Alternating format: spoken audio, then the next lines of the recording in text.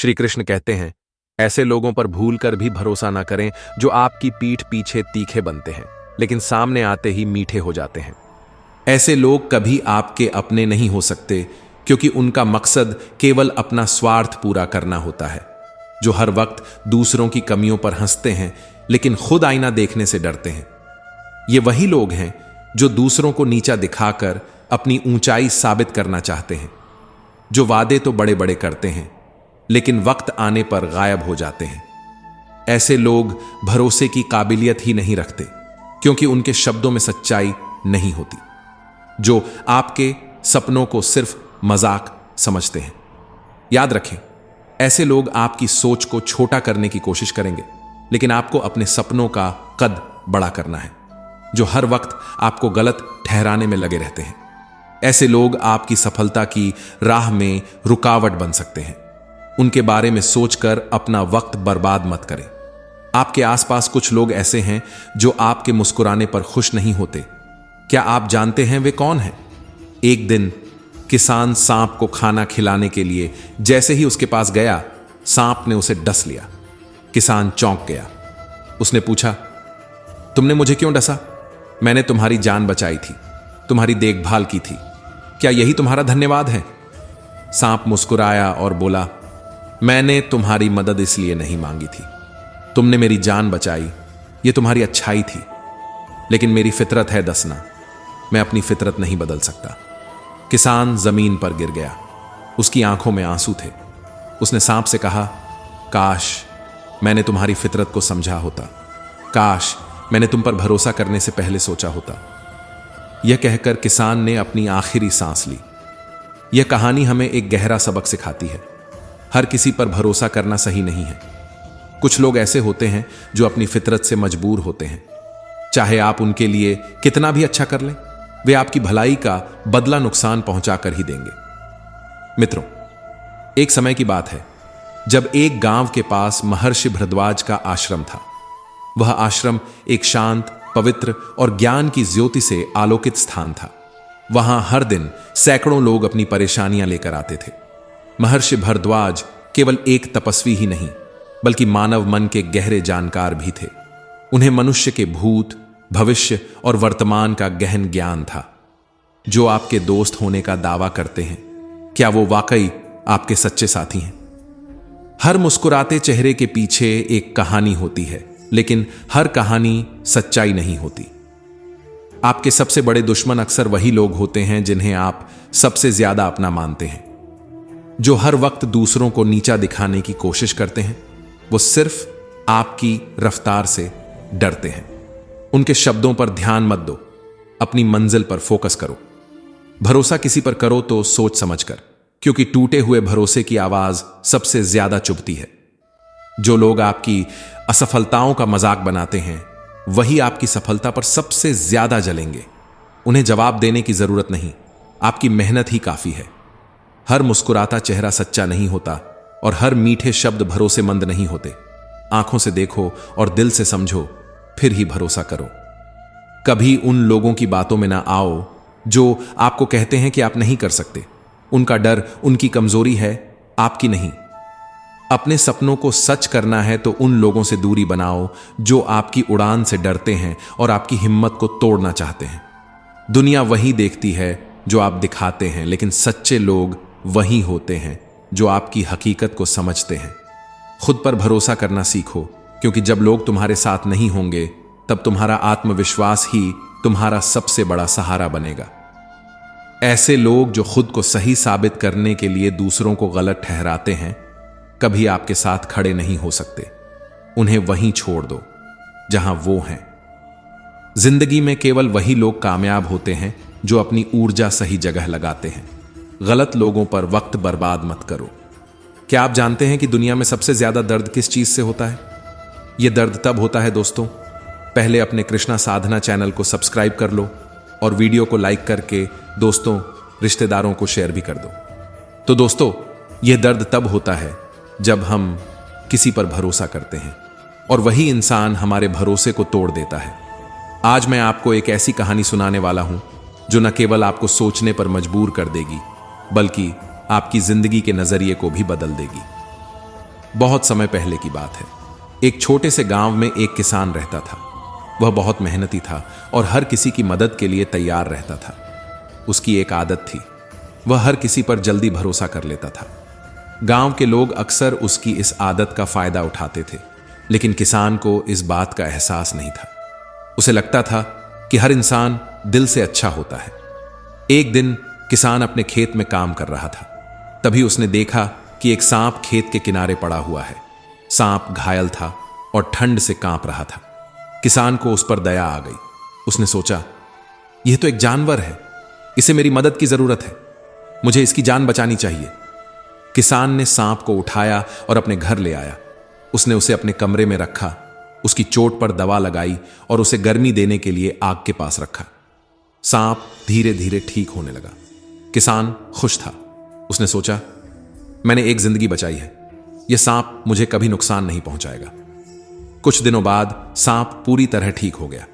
उसने किसान के साथ बहुत सहजता से व्यवहार करना शुरू कर दिया। किसान को अब उस पर पूरा भरोसा हो गया था। वह हर रोज सांप को खाना खिलाता और उसकी देखभाल करता। लेकिन किसान भूल गया था कि सांप की फितरत कभी नहीं बदल सकती। एक दिन एक व्यक्ति महर्षि भरद्वाज के पास आया। उसका चेहरा उदासी से झुका हुआ था, मानो उसके जीवन का सारा सुख समाप्त हो चुका हो। उसकी चाल और उसके चेहरे की लकीरें उसकी पीड़ा की कहानी सुना रही थीं। जब वह महर्षि के पास पहुंचा तो महर्षि भरद्वाज ने उसे बड़े प्रेम और करुणा से देखा। हे पुत्र, तुम्हारे चेहरे की उदासी और तुम्हारे मन की बेचैनी यह स्पष्ट कर रही है कि तुम्हारे जीवन में कोई बड़ी विपत्ति आई है। ऐसा लगता है कि तुम कठोर परिस्थितियों से गुजर रहे हो। क्या तुम मुझे अपने मन की बात बताओगे? हे महर्षि, मैं बड़ा ही अभागा व्यक्ति हूं। मेरा जीवन दुखों से भरा हुआ है। मेरी पत्नी, जो मेरी संगिनी थी, मेरा संबल थी, वह समय से पहले ही इस संसार को छोड़कर चली गई। उसकी मृत्यु के बाद मैं अपने जीवन का रास्ता भटक गया। मैं उसके वियोग में इतना व्याकुल हो गया कि मुझे संसार का कोई होश नहीं रहा। तभी मेरे पड़ोसियों ने मेरी इस स्थिति का लाभ उठाया। उन्होंने छल कपट करके मेरी जमीन हड़प ली। वह जमीन जो मेरे पूर्वजों की निशानी थी, जो मेरी आजीविका का साधन थी, अब मेरी नहीं रही। और इतना ही नहीं, उन निर्दय लोगों ने मेरा घर भी मुझसे छीन लिया। उन्होंने मुझे मेरे ही घर से बेघर कर दिया। मैं उनके इस व्यवहार से टूट गया हूं। अब मैं न घर का रहा न घाट का। यही मेरे दुख का कारण है। महर्षि भरद्वाज ने उसकी बात सुनी और गहरी सांस लेते हुए बोले, हे पुत्र, यह संसार ऐसा ही है। यहां ऐसे लोग हैं जो दूसरों की दुर्बलता का लाभ उठाते हैं, परंतु यह भी जान लो कि यह सब प्रकृति का खेल है। जो लोग छल और कपट का सहारा लेते हैं, वे एक दिन अपने कर्मों का फल अवश्य भुगतते हैं। कुछ देर के मौन के बाद उन्होंने आगे कहा, परंतु तुम्हारे जीवन में जो हुआ वह केवल बाहरी परिस्थितियों का परिणाम नहीं है। यह तुम्हारे अपने भीतर की कमजोरियों और भ्रम का भी नतीजा है। जीवन में समस्याओं से बचने के लिए तुम्हें समझना होगा कि कौन से लोग तुम्हारे शुभ चिंतक हैं और कौन से लोग तुम्हारे साथ छल कर सकते हैं। इस संसार में हर व्यक्ति को अपने जीवन की रक्षा स्वयं करनी होती है। दूसरों के छल कपट से बचने के लिए तुम्हें अपनी बुद्धि और विवेक का प्रयोग करना सीखना होगा, और इसके लिए सबसे पहले तुम्हें 7 बातें समझनी होंगी। अगर तुमने इन 7 बातों को जीवन में आत्मसात कर लिया तो कोई भी तुम्हें छल नहीं पाएगा।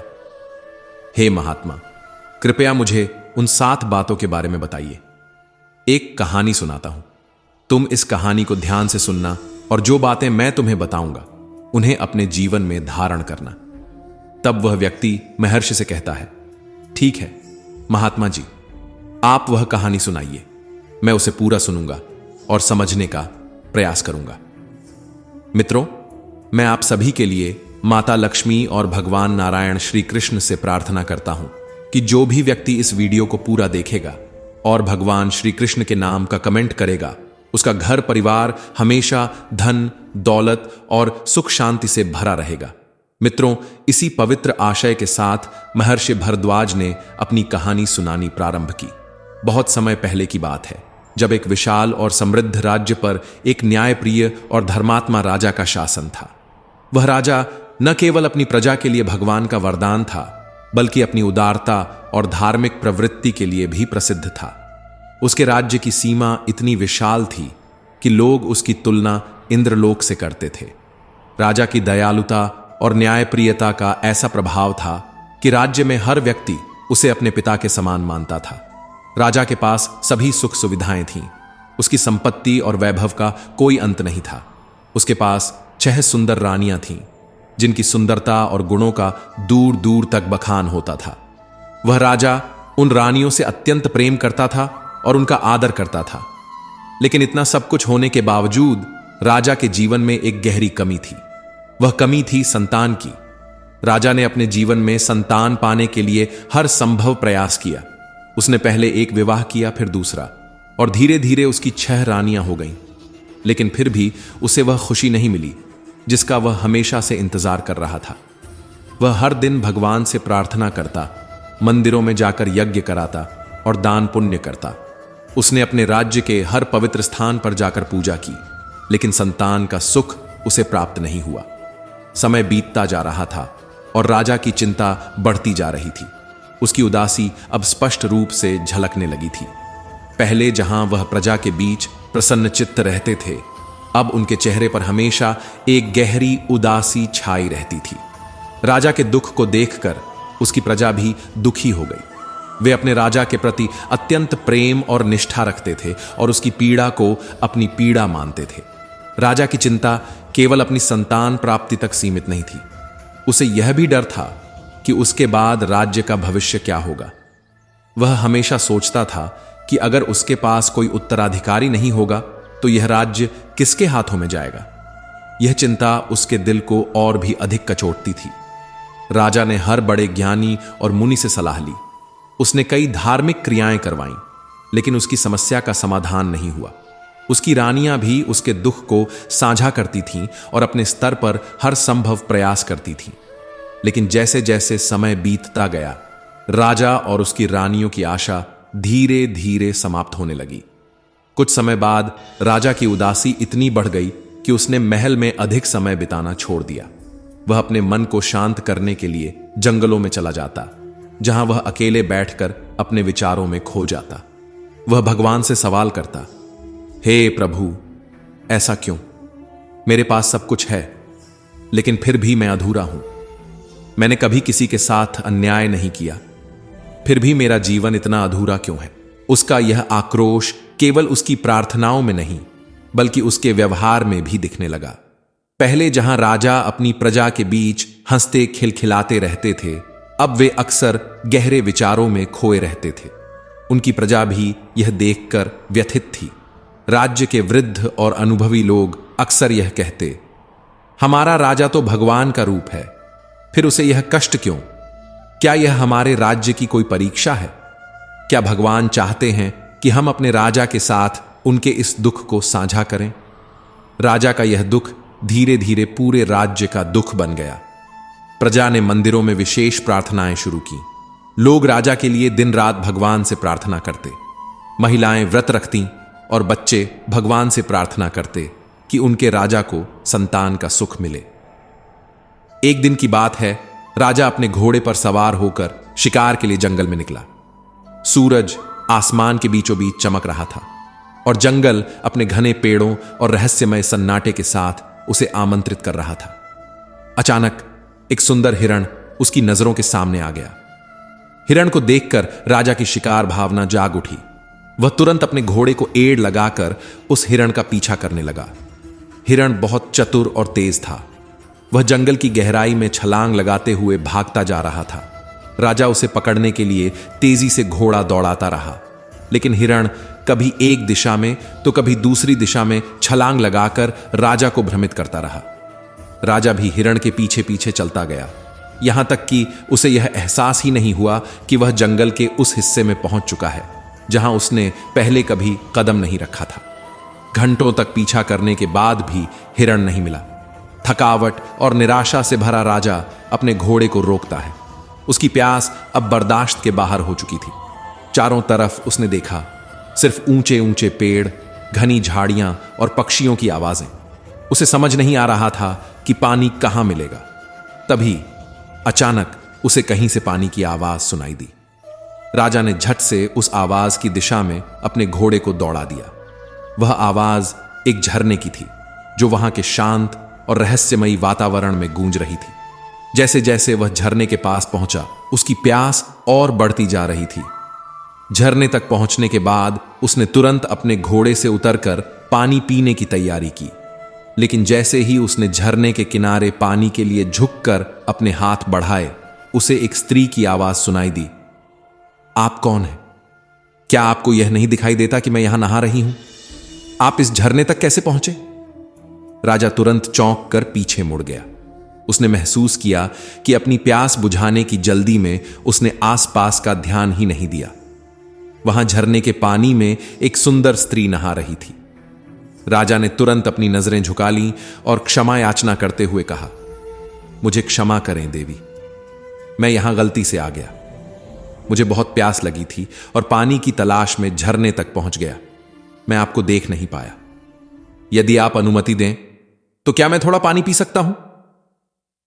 सिंगाल, पानी पीने के बाद मैं यहां से चला जाऊंगा।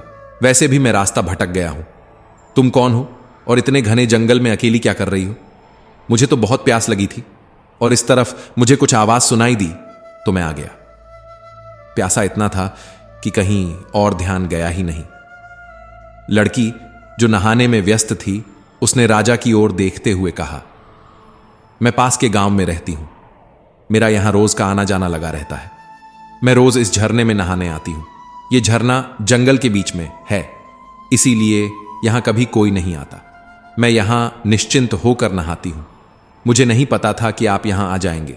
आप मेरी तरफ पीठ करके पानी पी लीजिए और कुछ देर उधर रुक जाइए। मैं नहाकर आपको रास्ता बता दूंगी। राजा ने उसकी बात मानी और पानी पीकर वहां से कुछ दूर जाकर एक पेड़ की छांव में खड़ा हो गया। उसने अपनी पीठ लड़की की ओर कर ली और उसके तैयार होने का इंतजार करने लगा। उधर लड़की ने जल्दी जल्दी नहाकर पास की एक चट्टान के पीछे जाकर अपने कपड़े बदले। कुछ ही देर में वह अपने काम से निपटकर राजा के पास आ गई। लड़की ने राजा से पूछा, क्या आपको और पानी पीना है? राजा ने कहा, नहीं नहीं, पानी तो मैंने पी लिया है। अब तुम अपना परिचय दो और मेरी मदद करो। मैं इस जंगल से बाहर निकलना चाहता हूं। लड़की ने मुस्कुराते हुए जवाब दिया, मैंने अपने घर ले जाने के लिए कुछ फल तोड़े हैं। मुझे लगता है कि आपको भूख लगी होगी। आप उन्हें खा सकते हैं। क्या आप उन फलों को खाएंगे? अगर खाना चाहोगे तो मैं आपको दे दूंगी। यह कहकर लड़की ने राजा का जवाब सुने बिना ही अपनी टोकरी से फल निकाले। उसने उन्हें झरने के पानी से धोया और राजा को देने लगी। राजा ने देखा कि वह बार बार उससे फल लेने की जिद कर रही है। उसके इस व्यवहार को देखकर राजा ने आखिरकार फल ले लिए। फल लेते हुए राजा ने पूछा, क्या तुम नहीं खाओगी? सावित्री ने मुस्कुराते हुए कहा, आप अतिथि हैं, पहले आप खाइए, मैं बाद में खा लूंगी। राजा ने सावित्री की निश्चलता पर मुस्कुराते हुए जवाब दिया, अभी तक तुमने अपने बारे में कुछ नहीं बताया। मैं तुम्हारे बारे में और जानना चाहता हूं। सावित्री ने कहा, मेरा नाम सावित्री है। मैं पास के गांव बगत में रहती हूं। मेरे परिवार में मेरी मां और मैं ही हैं। हम दोनों वन से फल और लकड़ियां इकट्ठा करते हैं और उन्हें बाजार में बेचकर अपना गुजारा करते हैं। हमारे पास घर के पास थोड़ी सी जमीन है जहां हम अनाज और सब्जियां उगाते हैं। उन्हें भी बाजार में बेचकर अपना खर्चा चलाते हैं। यही हमारी जिंदगी है। मैंने तो अपने बारे में सब कुछ बता दिया, लेकिन आप कौन हैं? आपने अभी तक ये नहीं बताया। राजा ने एक पल सोचा, फिर मुस्कुराते हुए कहा, जब मैं अगली बार तुमसे मिलने आऊंगा तब तुम्हें बताऊंगा कि मैं कौन हूं। सावित्री ने आश्चर्य से पूछा, आप फिर से मिलने आएंगे? राजा ने गंभीरता से उत्तर दिया, हां, तुम्हें देखकर और तुमसे बातें करके दिल को सुकून मिलता है। मैं जरूर आऊंगा। सावित्री हंसते हुए बोली, मैंने आपको बताया था कि मैं रोज इसी समय यहां आती हूं। सुबह लकड़ियां और फल इकट्ठा कर मां को दे देती हूं, फिर खाना खाकर हम बाजार जाते हैं। अगर आप मुझे ढूंढना चाहें तो इस समय यहां आ सकते हैं, और अगर कभी मेरे गांव आना चाहें तो आपका स्वागत है। राजा सावित्री की बातों से प्रभावित था। उसने मन ही मन सोचा कि सावित्री की सादगी और स्वाभिमान अनमोल है।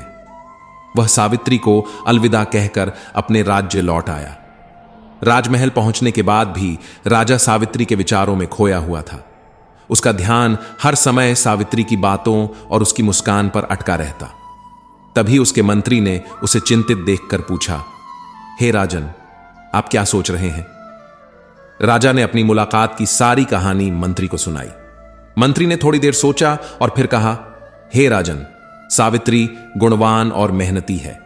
उसके जैसा स्वाभिमानी जीवन साथी मिलना दुर्लभ है। आप उससे विवाह कर लें।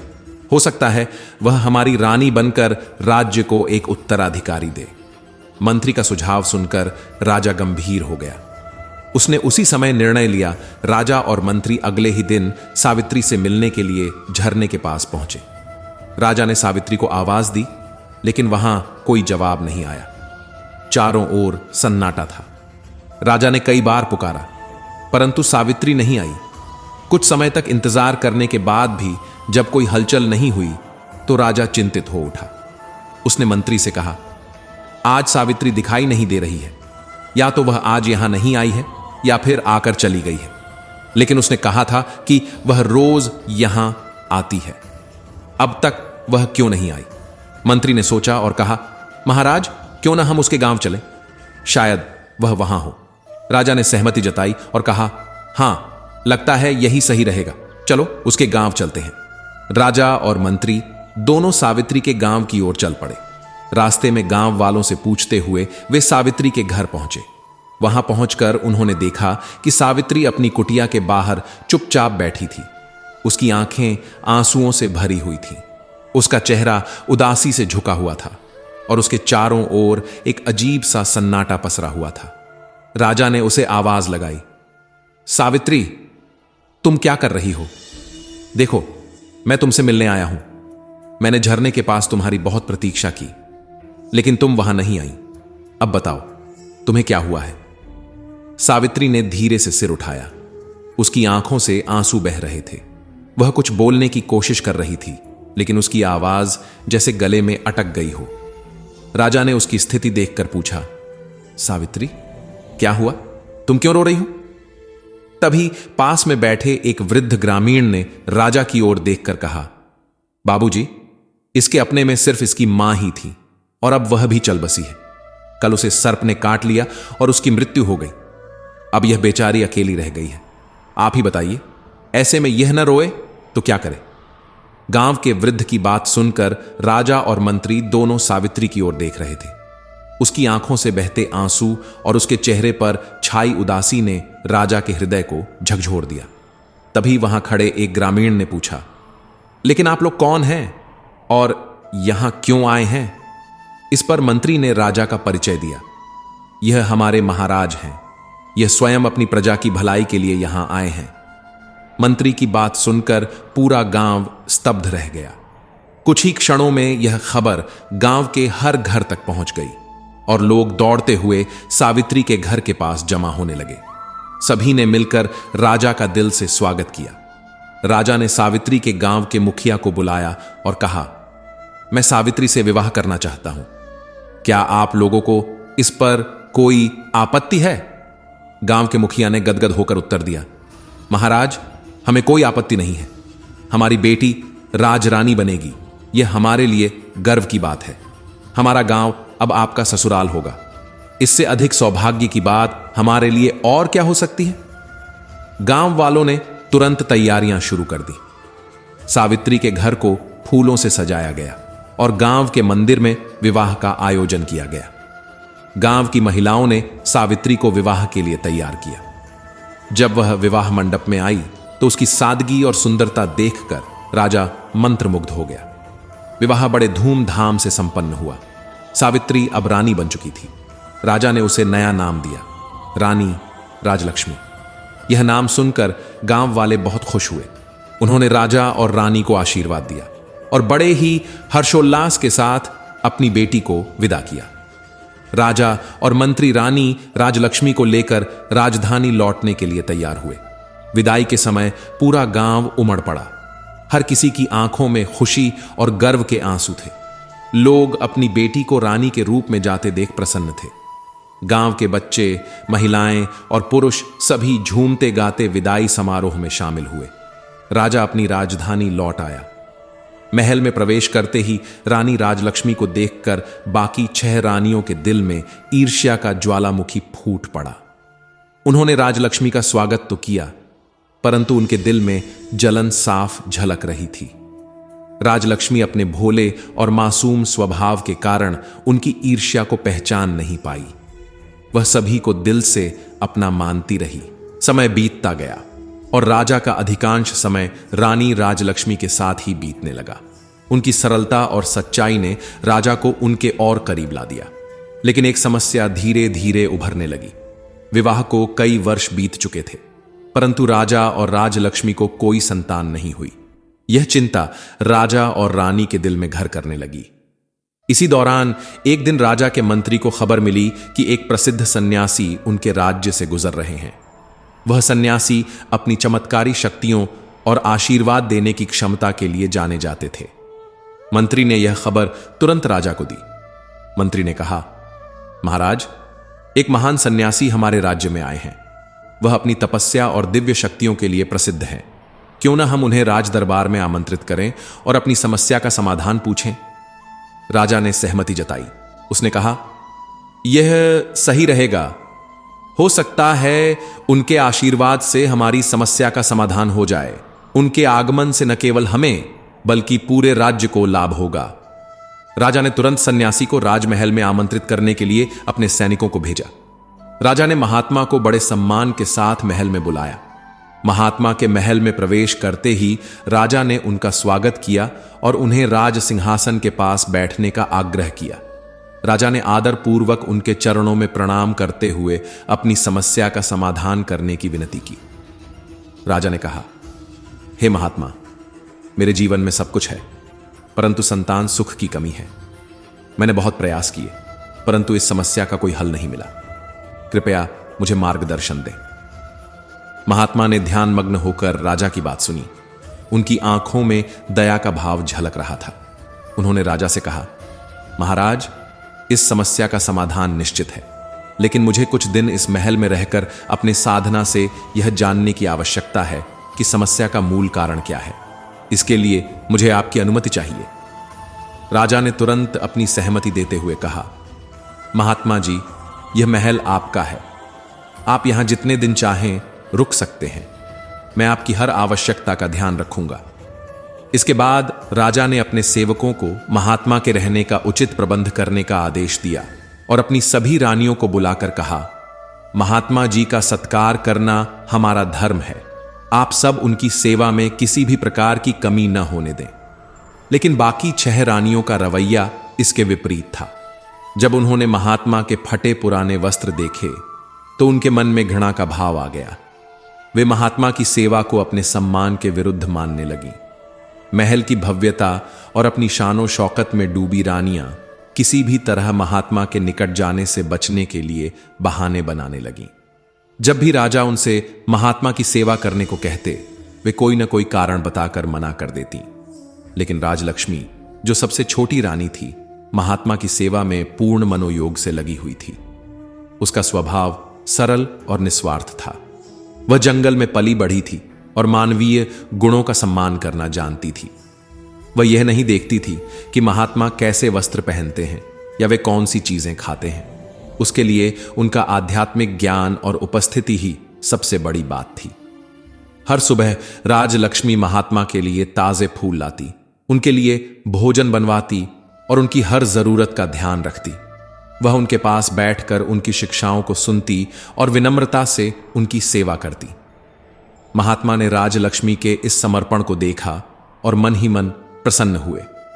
कुछ दिन महल में रहने के बाद महात्मा ने राजा से कहा, महाराज, अब समय आ गया है कि मैं यहां से प्रस्थान करूं। मैं आपकी समस्या का समाधान जान चुका हूं और इसका हल भी बता सकता हूं। राजा ने तुरंत सभी रानियों और दरबारियों को बुलवाया। महात्मा ने कहा, इस महल में एक ही रानी ऐसी है जिसने सच्चे दिल से मेरी सेवा की है। बाकी रानियां दिखावे और घमंड में डूबी हुई हैं। आपकी समस्या का समाधान इस बात में छिपा है कि आपकी सबसे छोटी रानी, जो भोली और निस्वार्थ है, उसे मेरा आशीर्वाद प्राप्त है। महात्मा ने रानी राजलक्ष्मी को अपने पास बुलाया और कहा, बेटी, तुमने मेरे आने के बाद से जो सेवा और सत्कार किया है, उसने मुझे बहुत प्रसन्न किया है। मैं तुम्हें यह आशीर्वाद देता हूं कि बहुत जल्द ही तुम्हें एक सुंदर और तेजस्वी संतान प्राप्त होगी। इस महल में बच्चों की किलकारियां गूंजेंगी और राज्य में सुख शांति स्थापित होगी। यह सुनकर रानी राजलक्ष्मी की आंखों में आंसू आ गए। उसने महात्मा के चरण स्पर्श करते हुए कहा, हे महात्मा, यह आपकी कृपा है। मैं हमेशा आपकी आभारी रहूंगी। राजा भी महात्मा के इस आशीर्वाद से बेहद प्रसन्न हुए। उन्होंने महात्मा को धन्यवाद दिया और उन्हें विदाई देने के लिए पूरे दरबार के साथ खड़े हुए आशीर्वाद देकर वहां चले गए। राजा के महल में रानी राजलक्ष्मी के गर्भवती होने का समाचार सुनकर उत्सव का माहौल छा गया। राजमहल के हर कोने में खुशियों की गूंज सुनाई दे रही थी। राजा ने तुरंत अपनी प्रजा और मंत्रियों को बुलाकर घोषणा की कि पूरे राज्य में यह खुशी मनाई जाएगी। मंदिरों में पूजा अर्चना शुरू हो गई और पूरे राज्य में दीप जलाए गए। यह दिन राज्य के लिए ऐतिहासिक बन गया। राजा ने अपनी छोटी रानी राजलक्ष्मी के आराम और सुख सुविधा के लिए हर संभव उपाय किए। उन्होंने महल के भीतर एक विशेष कक्ष तैयार कराया, जिसे सुंदर सजावट और आरामदायक वस्त्रों से भर दिया गया। राजा ने कुलगुरु से कहा, रानी के स्वास्थ्य और मनोबल को मजबूत बनाए रखने के लिए प्रतिदिन उन्हें धार्मिक और प्रेरणादायक कथाएं सुनाई जाएं। राजलक्ष्मी के गर्भवती होने की खबर पूरे राज्य में फैल गई और हर ओर खुशी की लहर दौड़ गई। मंदिरों में भजन कीर्तन का आयोजन किया गया और जनता ने राजा और रानी के दीर्घायु और संतान की कुशलता की कामना की। लोग मिठाइयां बांटने लगे और बाजारों में चहल पहल बढ़ गई। प्रजा मानो इस खबर से ही जीवन के नए उत्साह से भर गई थी। लेकिन महल की बाकी 6 रानियों के दिलों में जलन की ज्वाला और अधिक बढ़ने लगी। वे एकांत में बैठकर आपस में विचार करने लगी। उनमें से एक बोली, अब तो हमारी कोई पहचान ही नहीं रहेगी। राजा का पूरा ध्यान तो अब इस नई रानी और उसके होने वाले बच्चे पर है। जब यह बच्चा पैदा हो जाएगा तो यह हमें नौकरानियों से भी बदतर स्थिति में डाल देगा। दूसरी रानी ने कहा, हमें कुछ ऐसा करना होगा जिससे राजलक्ष्मी की यह बढ़ती प्रतिष्ठा समाप्त हो जाए। उन्होंने आपस में मिलकर षड्यंत्र रचने की योजना बनाई, लेकिन उनकी हर कोशिश नाकाम हो जाती थी। कभी कुलगुरु और उनके अनुयायी रास्ते में आ जाते तो कभी महल के दास दासियां राजलक्ष्मी के साथ रहती। राजा भी अक्सर रानी के पास ही रहते थे, जिससे अन्य रानियों की कोई योजना सफल नहीं हो पाती थी। समय बीतता गया और राजलक्ष्मी की गर्भावस्था का अंतिम चरण आ पहुंचा। महल के भीतर तैयारियां और तेज हो गईं।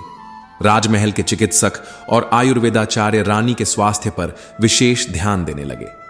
राजा ने राजमहल के हर कोने में सुरक्षा बढ़ाने का आदेश दिया ताकि रानी को किसी भी प्रकार की असुविधा न हो। इसी दौरान राज्य की सीमा पर विद्रोह भड़क उठा। विद्रोही सेना ने राजा के राज्य की शांति भंग कर दी। राजा ने अपने सेनापति को विद्रोहियों को शांत करने के लिए भेजा, लेकिन सेनापति असफल रहा। विद्रोही सेना ने राज्य की सीमाओं को घेर लिया और राज्य पर संकट गहराने लगा। राजा को स्वयं विद्रोहियों से निपटने का निर्णय लेना पड़ा। उन्होंने महल छोड़ने से पहले अपनी सबसे बड़ी रानी को बुलाया और कहा, तुम सभी रानियों में सबसे वरिष्ठ हो। जब तक मैं राज्य की सीमा पर हूं, तब तक रानी राजलक्ष्मी का पूरा ध्यान रखना। यह मेरी सबसे बड़ी जिम्मेदारी है और मैं चाहता हूं कि तुम इसे पूरी निष्ठा से निभाओ। राजा ने विद्रोहियों से निपटने के लिए सेना का नेतृत्व करते हुए महल छोड़ दिया। रानी राजलक्ष्मी के जीवन में घटित यह घटना एक ऐसे समय की झलक है जहां स्त्रियों के भीतर प्रेम, ईर्ष्या और सत्ता की लालसा के बीच संघर्ष होता है।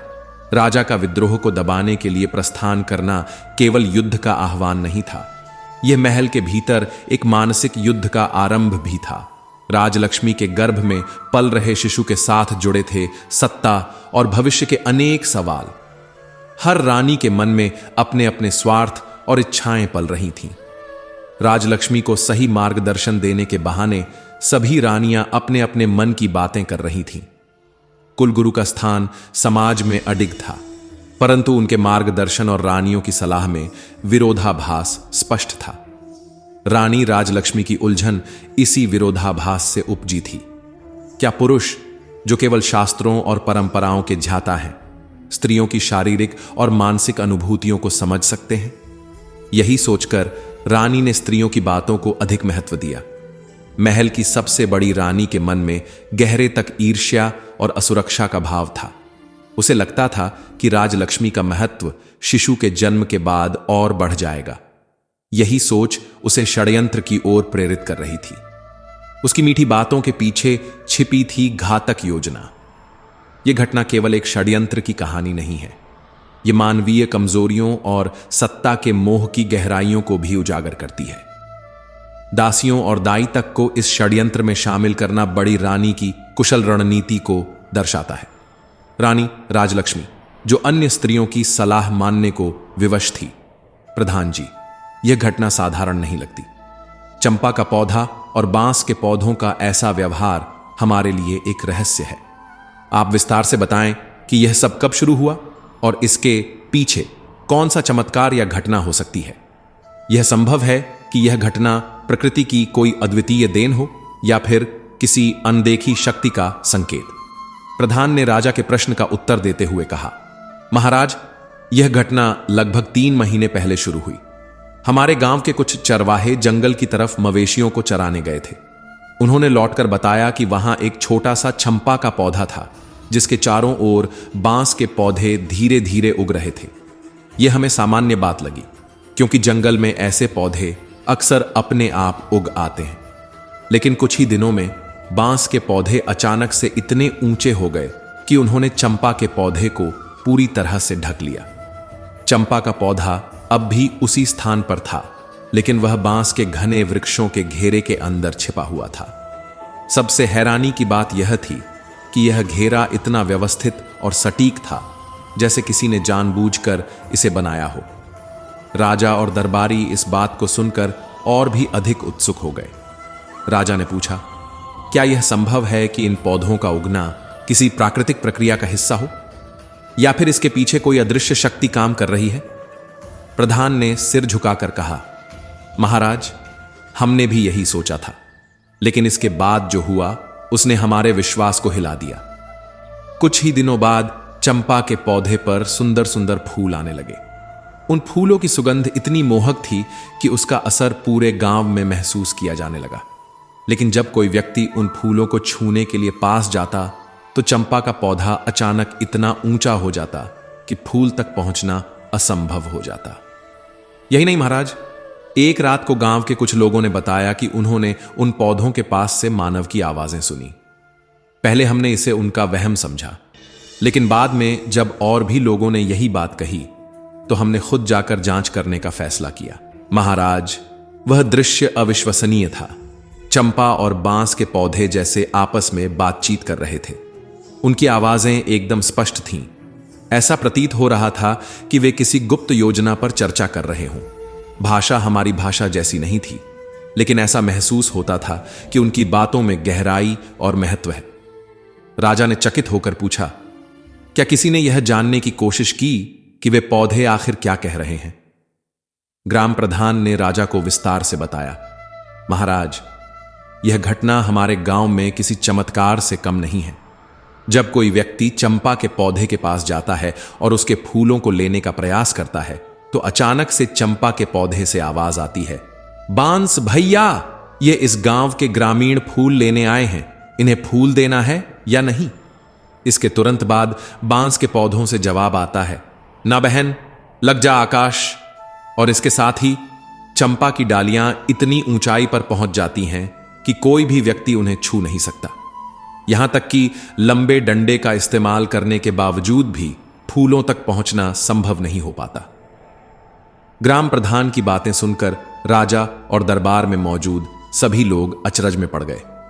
प्रधान ने आगे कहा, महाराज, यह घटना प्रतिदिन होती है, परंतु अजीब बात यह है कि सुबह के समय चंपा के फूल जमीन पर बिखरे मिलते हैं। ये फूल इतनी सुगंधित और ताजगी भरे होते हैं कि पूरी वादी महक उठती है। बावजूद इसके कोई भी व्यक्ति इन फूलों को तोड़ने में सफल नहीं हो पाया है। हमने अनगिनत प्रयास किए, लेकिन हर बार असफल रहे। धीरे धीरे गांव वालों ने इस पौधे को आकाश चंपा कहना शुरू कर दिया है। राजा ने प्रधान की बातों को ध्यान से सुना। यह सब सुनकर उन्होंने मंत्री से कहा, मंत्री जी, आप स्वयं जाकर इस घटना की सच्चाई का पता लगाइए। यह जानना अत्यंत आवश्यक है कि ये पौधे किस प्रकार के हैं और यह सब कैसे हो रहा है। मंत्री ने राजा के आदेश को मानते हुए तुरंत कहा, महाराज, मैं अभी जाता हूं और इस रहस्य से पर्दा उठाने का प्रयास करता हूं। मंत्री जी ग्राम प्रधान को साथ लेकर महल से बाहर निकले। उनके साथ कुछ सैनिक और गांव के अन्य लोग भी इस रहस्य को जानने की उत्सुकता से आगे बढ़े। मंत्री जी जब चंपा के पौधे के पास पहुंचे तो उन्हें चारों ओर फैले चंपा के फूलों की मोहक सुगंध ने अपनी ओर खींच लिया। उन्होंने पौधे को देखा, जिसकी डालियां उस समय सामान्य ऊंचाई पर थीं। ये डालियां इतनी नीचे थीं कि मंत्री जी आराम से फूल तोड़ सकते थे। चारों ओर बिखरे फूलों को देखकर मंत्री जी को आश्चर्य हुआ और उन्होंने चंपा के पौधे के पास जाकर फूल तोड़ने का निर्णय किया। जैसे ही उन्होंने अपना हाथ फूलों की ओर बढ़ाया, अचानक से एक अद्भुत घटना घटी। वहां मौजूद सभी लोगों ने स्पष्ट रूप से सुना कि चंपा के पौधे से मानवीय आवाज निकली। आवाज आई, हे बांस भैया। इस आवाज को सुनकर मंत्री जी का हाथ वहीं रुक गया। वे आश्चर्यचकित होकर चारों ओर देखने लगे कि यह आवाज कहां से आ रही है। फिर उसी समय बांस के पौधों से आवाज आई, हां बहन, चंपा। यह सुनकर मंत्री और वहां उपस्थित सभी लोग चकित रह गए। यह संवाद मानो प्रकृति का एक चमत्कार था जो उनके सामने घटित हो रहा था। चंपा के पौधे से फिर आवाज आई, हमारे मंत्री जी फूल तोड़ने आए हैं। क्या मैं इन्हें फूल दे दूं या लग जाऊं आकाश? यह सुनकर सभी ग्रामीणों और स्वयं मंत्री जी की आंखें फटी की फटी रह गईं। ऐसा लग रहा था कि जैसे प्रकृति खुद उनसे कुछ कहना चाह रही हो। चंपा की इस बात पर बांस के पौधों से सामूहिक स्वर में आवाज आई, ना बहन चंपा, लग जा आकाश। ये वही मंत्री जी हैं जिन पर हमारी मां की जिम्मेदारी थी। इन्होंने अपनी जिम्मेदारी पूरी नहीं की, इसलिए इनके सामने झुकना नहीं और एक भी फूल का स्पर्श इन्हें नहीं करने देना। ये सुनते ही चंपा की सभी डालियां अचानक इतनी ऊंचाई पर पहुंच गईं कि मंत्री जी के लिए अब किसी भी तरह से फूल तोड़ पाना असंभव हो गया। उनकी आंखों के सामने यह चमत्कार घटित हो रहा था और वे पूरी तरह स्तब्ध थे।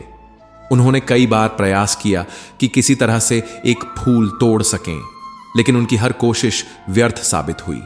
ऐसा लग रहा था कि चंपा और बांस के पौधे न केवल जागृत थे, बल्कि उनके अतीत और उनके कर्मों से भी परिचित थे। तभी बांस के पौधों से एक और सामूहिक आवाज आई, जो पहले से भी अधिक कठोर और स्पष्ट थी। आवाज ने कहा, जाइए मंत्री जी, आप अपने राज कार्य का संचालन कीजिए। आप किसी इंसान की जिम्मेदारी लेने के योग्य नहीं हैं। आपने अपनी जिम्मेदारी पूरी तरह से नहीं निभाई। क्या आपने कभी यह सोचा कि महारानी राजलक्ष्मी गर्भावस्था के अंतिम समय में कैसे थीं? उनके प्रसव के समय क्या कठिनाइयां हो सकती थीं? आपने एक बार भी उनका हाल जानने की कोशिश नहीं की। ऐसे कठिन समय में उनकी देखभाल करना आपका कर्तव्य था, लेकिन आपने उन्हें अकेला छोड़ दिया। बांस के पौधों की इस फटकार से मंत्री जी का चेहरा फीका पड़ गया। उनकी आंखों में अपराध बोध और शर्म की झलक साफ दिखाई दे रही थी। वे सोच भी नहीं सकते थे कि प्रकृति उनके अतीत के दोषों को इस तरह प्रकट करेगी। बांस के पौधों की आवाज ने आगे कहा, इसीलिए अब आप यहां से चले जाइए। हमारी दृष्टि में आपने अपराध किया है। आप न तो हमारे सामने फूल तोड़ सकते हैं और न ही हमारे सम्मान के योग्य हैं। मंत्री जी को ऐसा लगा जैसे उनके हाथों के साथ साथ उनका मस्तिष्क भी सुन्न हो गया हो। पौधों की कही बातों ने मंत्री जी के मन में गहरे सवाल उठा दिए।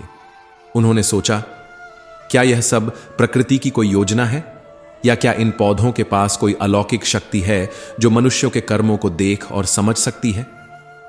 आत्मग्लानि से घिरे मंत्री जी ने साहस जुटाकर पौधों से सवाल पूछने की कोशिश की। उन्होंने कहा, हे चंपा और बांस, आप लोग यह सब कैसे जानते हैं? मुझसे क्या गलती हुई है? कृपया मुझे बताइए कि मैं अपनी इस गलती का प्रायश्चित कैसे कर सकता हूं। मंत्री जी ने कई बार यह सवाल दोहराया।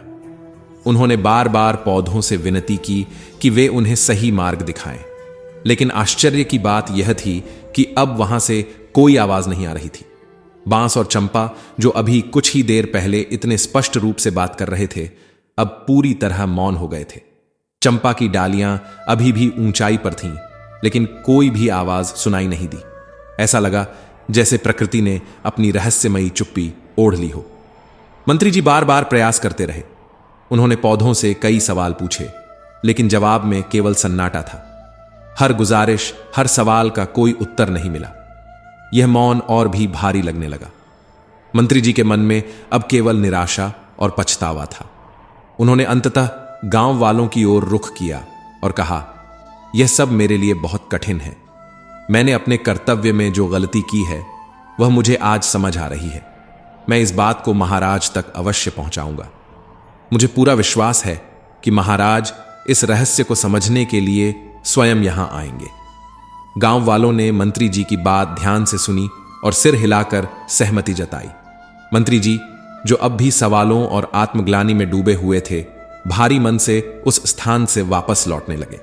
गांव से जाते समय वे बार बार पीछे मुड़कर देख रहे थे, मानो उम्मीद कर रहे हों कि शायद आखिरी बार चंपा या बांस की ओर से कोई संकेत मिले, लेकिन वहां केवल मौन और स्थिरता थी।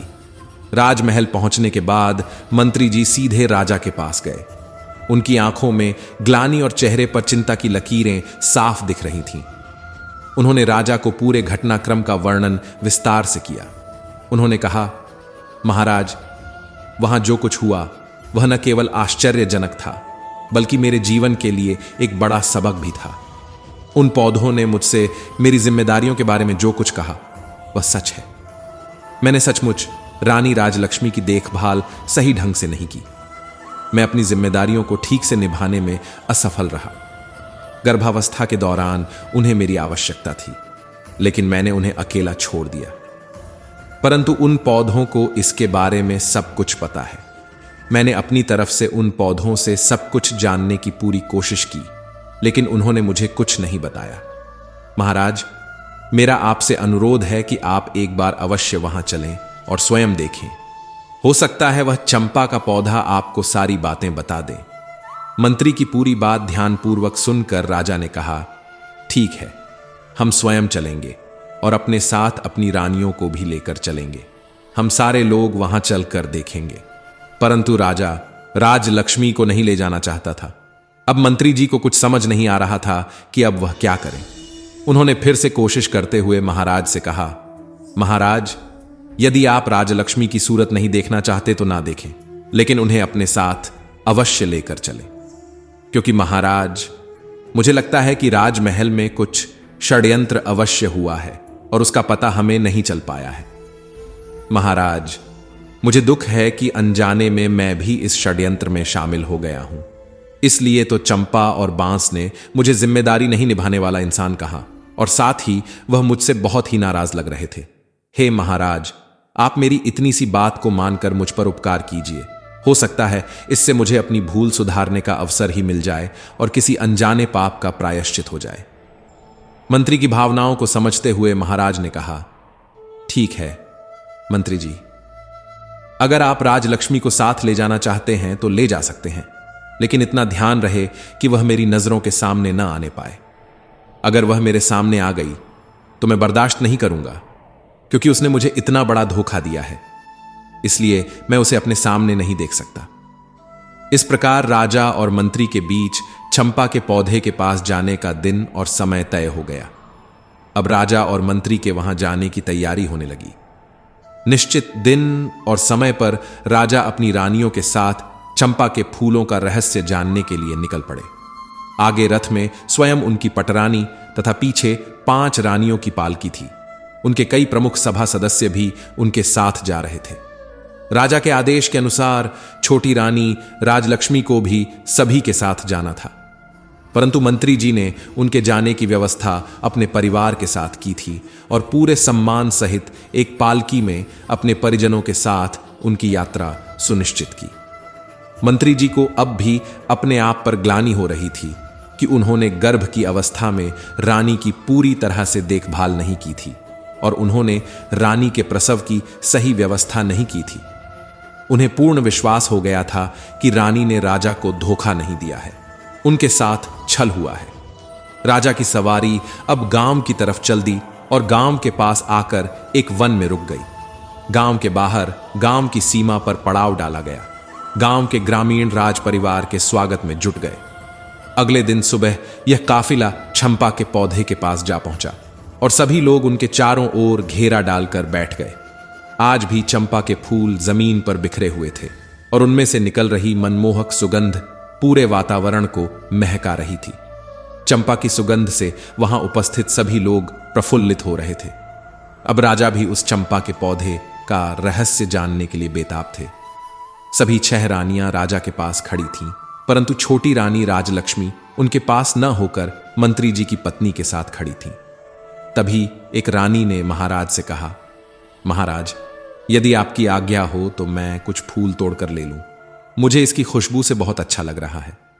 राजा ने कहा, हां रानी जी, क्यों नहीं, आप अवश्य फूल लीजिए। तभी दूसरी रानी ने कहा, महाराज, मेरी भी फूल तोड़ने की बहुत इच्छा हो रही है। इनकी सुगंध इतनी अच्छी है कि मैं अपने आप को रोकने में असमर्थ हूं। आप आज्ञा दें तो मैं भी कुछ फूल तोड़ लाऊं। तब महाराज ने दोनों को आज्ञा दे दी। जब दोनों रानियां फूलों के पास गईं और उन्होंने चंपा के फूलों को तोड़ने के लिए अपना हाथ आगे बढ़ाया, तभी चंपा के फूलों से एक आवाज आई, रानी, आप रुकिए। आप हमारी आज्ञा के बिना इस तरह हमारे फूल नहीं तोड़ सकती। आवाज को सुनते ही रानियों के हाथ वहीं रुक गए। आसपास बैठे सभी लोग भी इस आवाज को सुनकर डर गए। तभी चंपा के पौधे से एक करुणा भरी आवाज आई, बांस भैया, हमारी सौतेली मां हमारे फूल लेने आई है। मैं टूट जाऊं या आकाश को छू लूं। बांस के पौधे से गंभीर स्वर में जवाब आया, बहन चंपा, तुम आकाश को छू लो। ये लोग तुम्हें छूने के योग्य भी नहीं हैं। क्या तुम्हें याद नहीं है कि इन्होंने हमारी मां के साथ कैसा अत्याचार किया था? इनसे कोई अपेक्षा मत रखना और अपनी सुगंधित डालियों को इनसे दूर रखना। यह सुनते ही चंपा की डालियां धीरे धीरे ऊपर उठने लगीं और आकाश को छूने का प्रयास करने लगीं। यह दृश्य अविश्वसनीय था। निराश होकर महारानी वापस आकर अपने स्थान पर खड़ी हो गई। इसी प्रकार चौथी, तीसरी और फिर दूसरी रानी ने भी प्रयास किया। सभी ने फूल पाने की कोशिश की, परंतु हर बार चंपा ने बांस से पूछा और बांस ने उन्हें वही सलाह दी, तुम्हें इनके लिए झुकने की आवश्यकता नहीं है। यह लोग तुम्हारे फूलों के योग्य नहीं हैं। चंपा की डालियां हर बार ऊपर उठ जाती और हर रानी को खाली हाथ लौटना पड़ा। अब बारी आई सबसे बड़ी रानी, पटरानी की। वह आत्मविश्वास से चंपा के पास पहुंची। गर्व से उन्होंने कहा, सुनो, मैं इस राज्य की महारानी और महाराजा की पटरानी हूं। इस राज्य में जो कुछ भी है वह सबसे पहले मेरा अधिकार है। मेरी अनुमति के बिना यहां कुछ भी नहीं हो सकता। इसलिए चंपा, अपनी डालियां झुका और मुझे फूल तोड़ लेने दे। चंपा ने फिर से बांस से पूछा, बांस भैया, ये रानी मुझे डरा रही है और कह रही है कि उनका अधिकार सबसे बड़ा है। क्या मुझे इनके लिए अपनी डालियां झुका लेनी चाहिए? बांस ने कठोर स्वर में कहा, ना बहन, तुम्हें इनके लिए झुकने की जरूरत नहीं। यह तुम्हें आदेश देने का कोई अधिकार नहीं रखती। हम राजा की प्रजा नहीं हैं और न ही हम कोई वस्तु हैं जो इनके उपयोग के लिए बनी हो। क्या तुम्हें याद नहीं है कि इन्होंने हमारी मां को कितना दुख दिया था? राज्य की रानी तो माता के समान होती है, लेकिन इन्होंने माता होने का अपना कर्तव्य ही नहीं निभाया। ऐसी रानी के हाथों में तुम अपने फूल नहीं दे सकती। इसीलिए बहन, तुम झुकना मत, तुम आकाश में ही रहो। तुम्हें इनका स्पर्श भी नहीं होने देना चाहिए। चंपा के पौधे से निकली इन बातों को सुनकर बड़ी रानी का सिर लज्जा से झुक गया। सभा में उपस्थित सभी सभासदों, राज्य की जनता और ग्रामीणों के सामने उनका इतना बड़ा अपमान हुआ जो उन्हें असहनीय लग रहा था। बड़ी रानी की इच्छा तो यह हो रही थी कि बांस और चंपा के पौधे को कटवाकर टुकड़े टुकड़े करवा दें, लेकिन वह असहाय थीं। पौधे की अद्भुत शक्तियों और उसके प्रति जनता के सम्मान के कारण वह ऐसा करने में असमर्थ थीं। विवश होकर वह चुपचाप अपने स्थान पर लौट आईं। अब चंपा के फूल वापस अपनी सामान्य ऊंचाई पर आ गए। तभी राजा स्वयं उठ खड़े हुए। वह फूल तोड़ने के लिए आगे बढ़े। जब राजा चंपा के पौधे के पास पहुंचे और फूल लेने की कोशिश की, तभी चंपा के पौधे से एक दृढ़ आवाज आई, नहीं महाराज, आप यह भूल कभी मत कीजिएगा। आपको फूल तोड़ने से रोकने के लिए मैं अपने भैया से अनुमति नहीं लूंगी, और अगर मेरे भैया अनुमति दे भी दें तो भी मैं आपके हाथों में नहीं आऊंगी। इसीलिए आप अपने हाथ पीछे रख लीजिए और फूल लेने का विचार त्याग दीजिए। राजा यह सुनकर हैरान रह गए। उन्होंने पहली बार ऐसा साहसिक उत्तर सुना था। उन्होंने पूछा, चंपा, मैं इस देश का राजा हूं। तुम मुझे यह बताओ कि आखिर ऐसा क्या हुआ कि तुमने मुझे रोकने के लिए अपने भैया से भी अनुमति नहीं ली। मैंने अपनी प्रजा के साथ कभी अन्याय नहीं किया। मैं अपनी प्रजा को अपनी संतान मानता हूं और उनकी संतान की तरह देखभाल करता हूं।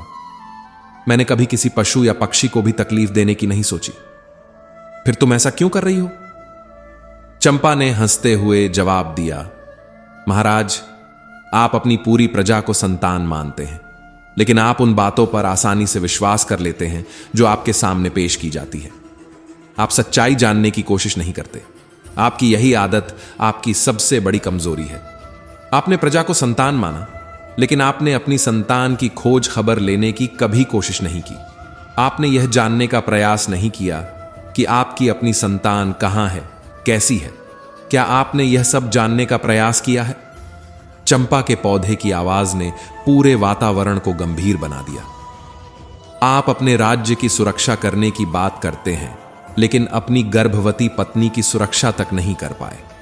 आपने एक सच्ची स्त्री का विश्वास नहीं किया और उसे धोखेबाज कहकर नौकरानी बना दिया।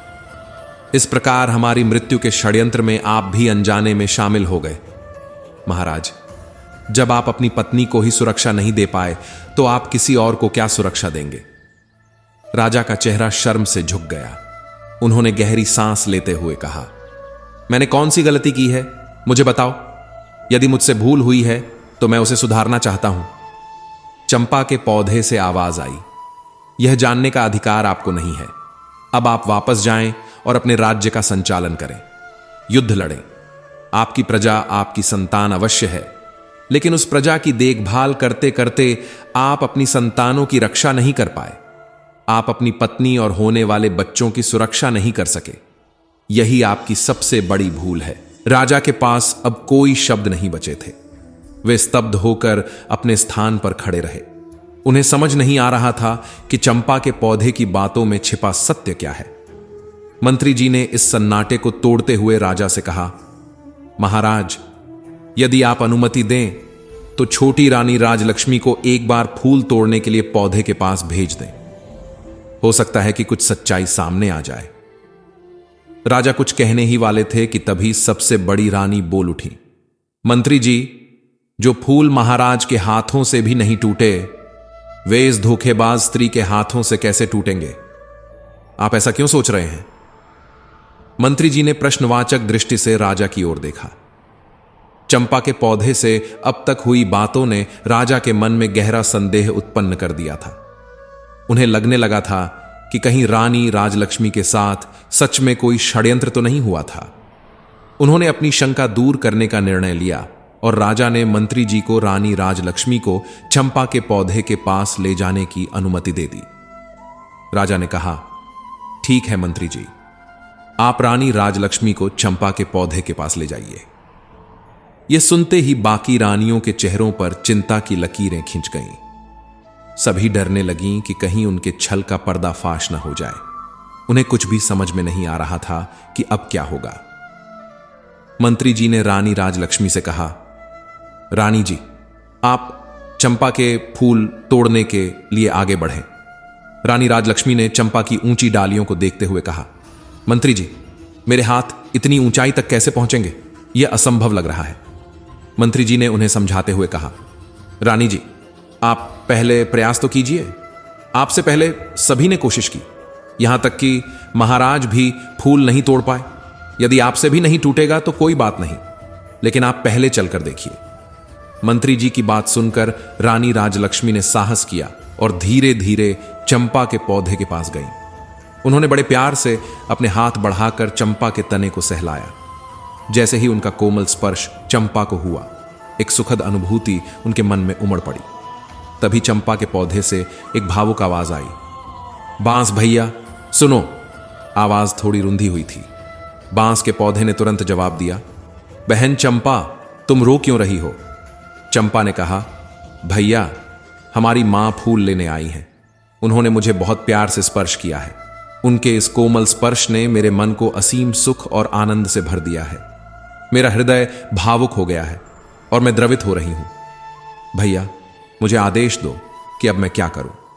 मेरी तो इच्छा हो रही है कि मैं अपनी मां के चरणों में अपने सारे फूल समर्पित कर दूं। बांस के सभी पौधों ने एक साथ कहा, हां बहन चंपा, तुम्हारा दिल जो कह रहा है वही करो। मां के चरणों में तो स्वर्ग है। मां के चरणों का स्पर्श करना हमारा सबसे बड़ा कर्तव्य है। यह सुनकर चंपा की डालियां धीरे धीरे झुकने लगी। सभी ने देखा कि चंपा की सुंदर और सुगंधित डालियां रानी राजलक्ष्मी के चरणों तक पहुंच गईं। वे अपने सारे फूल रानी के चरणों में समर्पित करते हुए चारों ओर फैल गईं। चंपा के फूलों की वर्षा रानी राजलक्ष्मी के ऊपर हो रही थी। उनके सिर से लेकर पांव तक चंपा के पुष्प लिपटे हुए थे। रानी अपनी आंखों से बहते आंसुओं के साथ चंपा की डालियों को बड़े स्नेह से सहला रही थीं। यह दृश्य देखकर सभी राज कर्मचारी, सभासद और ग्रामीण भावुक हो उठे। हर किसी की आंखें आंसुओं से भर आईं। राजा अपनी हैरानी छिपाते हुए पौधों की ओर देखकर बोले, तुम कौन हो? यह बताओ, तुम कोई साधारण पौधे नहीं लगते। तुमने अब तक किसी को अपने फूलों को छूने नहीं दिया, लेकिन अब छोटी रानी के ऊपर पुष्प वर्षा कर रहे हो। इसका क्या अर्थ है? मुझे सच सच बताओ। इस बार चंपा ने धीरे और भावुक स्वर में जवाब दिया, राजन, मैं और ये 6 बांस आपके और छोटी रानी की ही संतान हैं। हम 7 भाई बहनों का जन्म एक साथ हुआ था। मुझसे बड़े 6 भाई हैं और मैं सबसे छोटी बहन हूं। राजा और वहां मौजूद हर कोई चौंक गया। चंपा ने अपनी बात जारी रखते हुए कहा, हमारे जन्म के समय हमारी मां असहनीय प्रसव पीड़ा से गुजर रही थी। उस समय उन्होंने आपकी पटरानी और इस राज्य की महारानी से सहायता की प्रार्थना की थी, लेकिन महारानी ने हमारी मां से क्रूरता की। उन्होंने कहा कि वह कोठी पर चढ़कर पानी के घड़े में अपना सिर डाल लें। चंपा की आवाज में दर्द झलकने लगा। उसने आगे कहा, पानी का घड़ा बहुत छोटा था। हमारी मां ने उसमें सिर डालने की कोशिश की, लेकिन असफल रही। उनकी स्थिति और खराब हो गई। तब भी कोई उनकी सहायता के लिए आगे नहीं आया। इसी बीच हम 7 भाई बहनों का जन्म हुआ। चंपा की बात सुनकर सबकी आंखें फटी की फटी रह गईं। वह बोली, महारानी ने सोचा था कि ऊंचाई से गिरने के कारण हम सबकी मृत्यु हो जाएगी, लेकिन ईश्वर ने हमें बचा लिया। हम सब जीवित रहे, परंतु हमारी मां दर्द और पीड़ा के कारण भूमि पर गिर गई। उनकी कोई सहायता करने नहीं आया। तब चंपा ने अपनी बात जारी रखते हुए कहा, महाराज, जब हमारी मां हमें जन्म देकर अचेत थीं, तभी महारानी ने एक दाई को बुलाया। उन्होंने उस दाई को धन का लालच देकर हमें जंगल में ले जाकर मारने और जमीन में दबाने का आदेश दिया। हमारी मां को यह भी नहीं बताया गया कि उनके बच्चे जीवित हैं। उनके पास कुछ ईंट और पत्थर रख दिए गए, जिससे उन्हें कभी पता ही नहीं चला कि हमने जन्म लिया था। महाराज, आपने भी दूसरों की बातों पर विश्वास करके हमारी मां को धोखेबाज कह दिया। यह सच्चाई है। यह सुनकर राजा स्तब्ध रह गए। उन्होंने पूछा, जब तुम्हें मारकर जमीन में दबा दिया गया था तो तुम पौधे कैसे बन गए? चंपा ने कहा, महाराज, ईश्वर की लीला अपरंपार है। जब दाई हमें लेकर महल के बगीचे में गाड़ने जा रही थी, तभी उसे डर लगा कि कहीं कोई देख न ले, इसीलिए वह हमें लेकर इस घने वन में आ गई। यहां मिट्टी खोदने के दौरान अचानक आंधी चलने लगी। तभी आकाश मार्ग से परियों की रानी अपनी सखियों के साथ वन भ्रमण के लिए आईं। उनकी दृष्टि हम पर पड़ी और उन्होंने हमें अपनी गोद में उठा लिया। दाई ने वापस महल जाकर महारानी से झूठ कह दिया कि उसने हमें मारकर जमीन में दबा दिया है। उसे डर था कि अगर सच्चाई सामने आ गई तो महारानी उसे मरवा देंगी। इसके बाद परियों की रानी ने मेरे 6 भाइयों को बांस के पौधों में और मुझे चंपा के पौधे में बदल दिया। उनकी कृपा से हमें यह सब याद है और हम अपनी पहचान बनाए रखे हुए हैं। इसी कारण हम मानव की आवाज में बोल पा रहे हैं। राजा के चेहरे पर गहरा पश्चाताप झलकने लगा। उन्होंने धीरे से पूछा, तो क्या तुम लोग अपने असली रूप में नहीं आ सकते? चंपा ने जवाब दिया, महाराज, हम अपने असली रूप में वापस आ सकते हैं, लेकिन इसके लिए हमारी मां को परियों की रानी का आशीर्वाद प्राप्त करना होगा। उन्हें सभी पेड़ों से एक एक पत्ती लेनी होगी और मेरे पौधे से भी एक पत्ती। इन 7 पत्तियों को एक गोले में रखकर परियों की रानी का नाम लेकर प्रार्थना करनी होगी। उन्हें कहना होगा, हे परी रानी, मेरे बच्चों को मुझे वापस लौटा दो, तभी हम अपने असली रूप में आ सकते हैं। उसकी बात सुनते ही रानी राजलक्ष्मी ने बांस और चंपा के पौधों से एक एक पत्ती ली और उन्हें गोले में सजाया। फिर स्वयं उनके समक्ष बैठ गईं और हाथ जोड़कर पूरी श्रद्धा के साथ बोली, हे परी रानी, मैं पूरी जिंदगी आपकी सेवा करूंगी और आपकी पूजा करूंगी, फिर भी आपके उपकार का प्रतिकार नहीं कर पाऊंगी। आपने मेरे ऊपर इतना बड़ा उपकार किया है। आपने इतने दिनों तक मेरे बच्चों को संभाल कर रखा। अब कृपया इन्हें मेरे आंचल में डाल दीजिए। मां परी रानी, मुझे मेरे बच्चों से मिला दीजिए। तभी वहां से बांस और चंपा के पौधे विलुप्त हो गए और लगभग 5 वर्ष की एक बालिका और 5 वर्ष के 6 बालक वहां प्रकट हो गए। यह दृश्य देखकर रानी और राजा ने आगे बढ़कर अपने सभी बच्चों को अपनी बाहों में समेट लिया। रानी राजलक्ष्मी की तो हिचकियां ही बंद नहीं हो रही थीं। वह लगातार रोए जा रही थीं। राजा भी बच्चों को अपने सीने से लगाकर अपनी आंखों से आंसुओं की धारा बहा रहे थे। गांव की जनता, सभासद और अन्य सभी रानियां मौन होकर यह दृश्य देख रहे थे। कुछ देर बाद राजा ने वहीं अपना दरबार लगाया और घोषणा की, इन 6 रानियों को अब रानी बने रहने का अधिकार नहीं है, इसलिए आज से और अभी से मैं इनका परित्याग करता हूं। उन्होंने आगे कहा, छोटी रानी राजलक्ष्मी को इतने दिनों तक जो कष्ट सहन करना पड़ा, उसके लिए मैं उनसे क्षमा मांगता हूं और उन्हें अपनी पटरानी घोषित करता हूं। इसके बाद राजा ने राजकुमारी की हत्या के षड्यंत्र में बड़ी रानी को दोषी ठहराते हुए उन्हें मृत्युदंड का आदेश दिया। महाराज ने अपने महामंत्री को आदेश दिया कि उनके निर्णय का तुरंत पालन किया जाए। रानी राजलक्ष्मी, जो अब तक अपने बच्चों को अपनी बाहों में समेटे हुए और सीने से लगाए बैठी थीं, आंसू बहा रही थीं। उन्होंने अचानक अपना सिर उठाया और कहा, महाराज, आज का दिन मेरे लिए अत्यंत प्रसन्नता का है, क्योंकि आज मेरे बच्चे मुझे वापस मिल गए। ऐसे प्रसन्नता भरे दिन पर मैं किसी के जीवन में अंधकार नहीं लाना चाहती। इसके बाद उन्होंने महाराज से निवेदन किया, मैं आपसे अनुरोध करती हूं कि बड़ी रानी को मृत्यु दंड न दिया जाए। यदि ऐसा किया गया तो उनके अपराध की छाया हमारे बच्चों, राज्य और जनता पर हमेशा के लिए ग्रहण की तरह बनी रहेगी। इसलिए मैं प्रार्थना करती हूं कि उन्हें क्षमा कर दिया जाए। राजा ने रानी की बात सुनकर कहा, रानी, आपका हृदय बहुत विशाल है, लेकिन मैं सभी को क्षमा नहीं कर सकता। हालांकि आपके अनुरोध के आधार पर बड़ी रानी का दंड कम करके आजीवन कारावास में बदल दिया जाएगा। बड़ी रानी को आदेश दिया गया कि वह जीवन भर कारागृह में रहेंगी। उन्हें केवल एक समय का भोजन दिया जाएगा और वह कारावास से बाहर एक पल के लिए भी नहीं निकल सकेंगी। यही उनका दंड निर्धारित किया गया। इसके बाद राजा और रानी राजलक्ष्मी ने सभी ग्रामीणों को अपनी तरफ से उपहार भेंट किए और मंत्रियों व सेवकों के साथ राजधानी लौट आए। लौटते समय दृश्य पूरी तरह बदल चुका था। रथ में राजा, रानी राजलक्ष्मी और उनके बच्चे सवार थे, जबकि 6 रानियों को बंदी की अवस्था में सैनिकों के बीच पैदल चलते हुए राजमहल की ओर ले जाया गया। राजमहल पहुंचने पर उन 6 रानियों को कारागृह में डाल दिया गया। इसके बाद राजा और रानी राजलक्ष्मी अपने बच्चों के साथ सुखपूर्वक रहने लगे और राज्य की जनता की देखभाल करने लगे। रानी राजलक्ष्मी के जीवन में जो पहले कष्टों से भरा था, भगवान की कृपा से बदलाव आया। राज्य के सभी नागरिक भी सुख और समृद्धि के जीवन का आनंद लेने लगे। इस घटना ने यह सिखाया कि भगवान हमेशा अच्छे के साथ अच्छा करते हैं और बुराई का परिणाम भयंकर होता है। इस कहानी से यह शिक्षा मिलती है कि किसी पर आंख मूंद कर भरोसा नहीं करना चाहिए, चाहे वह कितना भी नजदीकी क्यों ना हो। हे पुत्र, अब मैं तुम्हें उन 7 प्रकार के लोगों के बारे में बताता हूं जिनसे सतर्क रहना अत्यंत आवश्यक है। इन 7 लोगों से दूरी बनाए रखना ही तुम्हारे जीवन में सुख और शांति ला सकता है। याद रखना, मित्रता के नाम पर यह लोग जीवन में केवल विष घोलते हैं। पहला प्रकार के लोग वे होते हैं जो तुम्हारा उपयोग केवल अपने स्वार्थ के लिए करते हैं।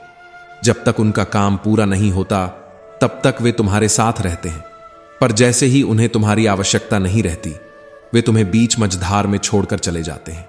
ऐसे लोगों से बचना बहुत जरूरी है, क्योंकि ये वही लोग होते हैं जो समय आने पर तुम्हारी पीठ में छुरा घोंप देते हैं। जीवन में हमेशा ऐसे स्वार्थी मित्रों से सावधान रहना चाहिए। दूसरा प्रकार के लोग वे होते हैं जो केवल तब तुम्हें याद करते हैं जब उन्हें तुम्हारी जरूरत होती है। उनकी दुनिया मुझे और मेरा के इर्द गिर्द ही घूमती है। ऐसे लोग अपने मतलब के लिए किसी भी हद तक जा सकते हैं। उनकी स्मृति केवल स्वार्थ से जुड़ी होती है, इसलिए इनसे दूरी बनाना ही तुम्हारी भलाई है। तीसरे प्रकार के लोग वे होते हैं जो सामने से मीठी मीठी बातें करते हैं और पीठ पीछे तुम्हारे खिलाफ जाल बुनते हैं। याद रखना, मीठे बोलने वाले हर इंसान पर भरोसा करना उचित नहीं होता। ये लोग समय आने पर तुम्हारे सबसे बड़े शत्रु बन सकते हैं और तुम्हारे जीवन में उथल पुथल मचा सकते हैं। इनसे बचना और अपने मन को सतर्क रखना ही तुम्हारे लिए सही है। चौथा प्रकार के लोग वे हैं जो केवल अपने संकट के समय तुम्हें याद करते हैं, लेकिन जब तुम्हारे जीवन में कठिनाइयां आती हैं तो वे लोग तुम्हारे साथ खड़े होने के बजाय मुंह मोड़ लेते हैं। ऐसे लोगों का जीवन केवल स्वार्थ और आत्मकेंद्रितता में लिप्त होता है। इनसे दूरी बनाकर रखना ही उचित है, क्योंकि इनके साथ रहने का कोई परिणाम सुखद नहीं हो सकता। पांचवा प्रकार के लोग वे होते हैं जो तुम्हारे घर या परिवार में विवाद का लाभ उठाने का प्रयास करते हैं। याद रखना, परिवार के झगड़े में किसी तीसरे व्यक्ति को बोलने का अवसर देना घर की शांति और एकता को तोड़ सकता है। ऐसे लोग तुम्हारे अपनों के बीच फूट डालते हैं और खुद तमाशा देखकर आनंद लेते हैं। ऐसे मनुष्यों से हमेशा सतर्क रहो और उन्हें अपनी पारिवारिक समस्याओं में कभी हस्तक्षेप न करने दो। छठा प्रकार के लोग वे होते हैं जिनके लिए तुम अपना सर्वस्व न्योछावर कर देते हो, लेकिन ये लोग तुम्हारी कुर्बानी को समझने के बजाय उसे तुम्हारी कमजोरी मानते हैं।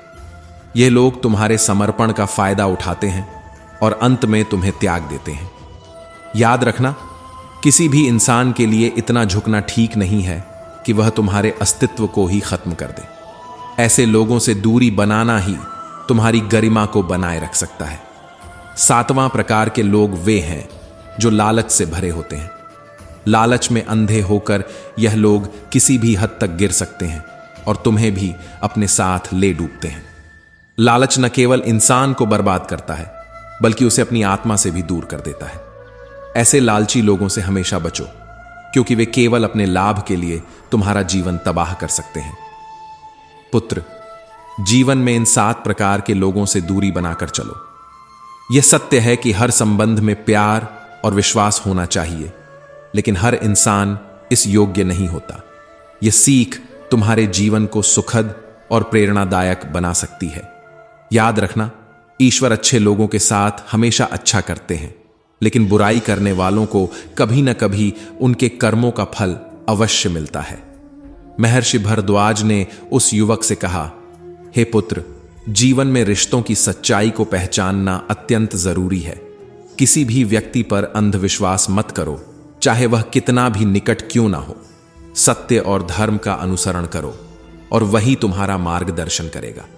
युवक ने महर्षि भरद्वाज के चरणों में झुककर प्रणाम किया और अपने जीवन के मार्ग को सुधारने का संकल्प लिया। मित्रों, इस कहानी से हमें यह सीख मिलती है कि हमें जीवन में सतर्क रहकर हर निर्णय लेना चाहिए। अगर आपको हमारा यह प्रयास अच्छा लगा हो तो कृपया इस वीडियो को लाइक करें, अधिक से अधिक अपने प्रियजनों के साथ साझा करें और हाँ, हमारे चैनल कृष्णा साधना को सब्सक्राइब करें और घंटी को ऑल पर सेट कर लें। कमेंट बॉक्स में जय श्री राधे कृष्ण लिखकर अपने प्रेम और आभार को व्यक्त करना न भूलें। जय श्री राधे कृष्ण।